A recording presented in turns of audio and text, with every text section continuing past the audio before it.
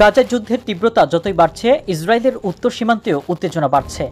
৭ October ইসরায়েলে হামাসের হামলার পর থেকে লেবাননে অবস্থিত ইরানের প্রক্সি মিলিশিয়া হিজবুল্লাহ উত্তর ইসরায়েলে রকেট এবং ড্রোন হামলা চালাচ্ছে। এসব হামলার ফলে হাজার হাজার একর জমি পুড়ে গেছে এবং ৭০,০০০ ইসরায়েলি এখনও ঘরে ফিরতে পারেনি। ইসরায়েলের প্রতিরক্ষা বাহিনী পাল্টা আঘাত করেছে, যার ফলে দক্ষিণ লেবাননের ৯০,০০০ মানুষ ঘর ছাড়তে বাধ্য হয়েছে। ৩ জুলাই এক প্রভাবশালী হিজবুল্লাহ নেতাকে হত্যা করেছে ইসরায়েল। এই হামলা পাল্টা হামলা সরাসরি যুদ্ধে রূপ নিতে পারে। ইসরায়েলের জন্য হিজবুল্লাহর হুমকি নতুন কিছু নয়, তবে এই মুহূর্তে তা অনেক বেশি গুরুতর।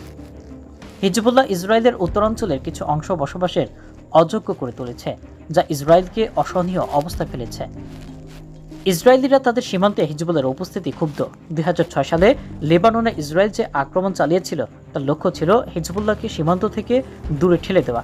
এখন নতুন করে যুদ্ধ হলে তার ধ্বংসযোগ্য গাজার পরিস্থিতিকে ছাড়িয়ে যেতে পাওয়ার আশঙ্কা।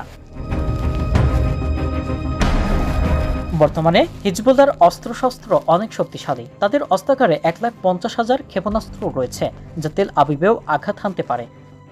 ইসরায়েলি কর্মকর্তারা সংক্ষিপ্ত যুদ্ধের কথা বললেও নতুন যুদ্ধে বেসামরিক হতাহতের ঘটনা ভয়ঙ্কর আকার ধারণ করতে পারে, যা দেউলিয়া লেবানন রাষ্ট্রটি ভেঙে পড়তে পারে। সৃষ্টি হতে পারে চরম বিশৃঙ্খলা। ইরান এবং তার প্রক্সিরা জড়িয়ে পড়লে সংঘাত আঞ্চলিক যুদ্ধেও রূপ নিতে পারে।